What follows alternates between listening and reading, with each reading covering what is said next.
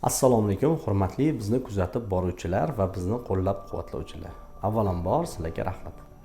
Bugun men sizlarga organizmga o'rnatilgan implantlar qachon periimplantit berib qolishi, ya'ni o'z joyiga o'rnashib bo'lgan implantlar o'tirmasligi, o'tirib bo'lgan implantlar organizmda qaysidir yallig'lanish bosqichida yoki hayotning qaysidir bir qismida o'z xizmat vazifasini bajarib qolmasligi haqida aytib bermoqchiman.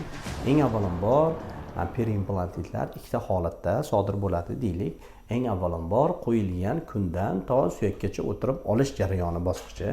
Ana undan keyingi bosqich suyaklarga o'tirib bo'ldi, tish koronkalari qo'yib berildi, lekin hayotning qaysidir qismiga borib bu implantlar periimplantit berdi va o'z vazifasini bajarmay qo'ydi. Mana shu holatda to'xtalib o'tamiz. Eng avvalambor implantatsiya o'tkazilgandan keyin implantlar yetarlicha kuch bilan qotirilmasa yoki bo'lmasa organizmda umumiy yallig'lanish jarayonlari borayotgan bo'lsa, implant qo'yilgan sohada yallig'lanish jarayoni avjlansa, ya'ni kuchayib ketsa, bunday holatlarda qo'yilgan implant to bitishgacha bo'lgan jarayonda periimplantit berib qoladi, ya'ni organizmda qolmaydi. Uni olib tashlashga to'g'ri keladi. Bunday holatlarda implantlar olinadi, ma'lum bir vaqt kutiladi va suyak bitib bo'lgandan keyin qaytadan implantatsiya jarayoni o'tkazib qo'yiladi. Ana endi ikkinchi periimplantit holati bu tish koronkalari qo'yib bo'lingan oradan deylik 5 yil yoki 3 yil, 10 yil vaqt o'tgan.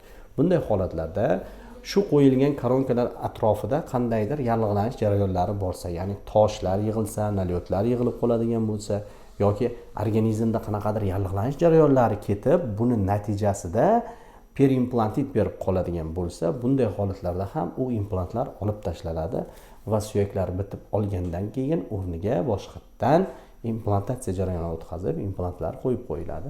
Periimplantit bu vahimali narsa emas, chunki sababi periimplantit beradigan bo'lsa, implantlar olinib, ma'lum bir muddatdan keyin shu suyakka yangidan implantlarni burab, implantatsiya jarayoni o'tkazib, koronkalar bilan sog'liqni tiklab olish mumkin.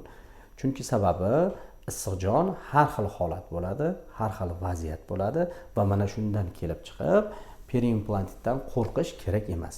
Periimplantit ham organizmni implantlarga, umuman kasalliklarga bo'lgan bitta reaksiyasi hisoblanadi va buni to'g'ri yo'l bilan davolab shifosini topish mumkin hisoblanadi. E'tiboringlar uchun rahmat.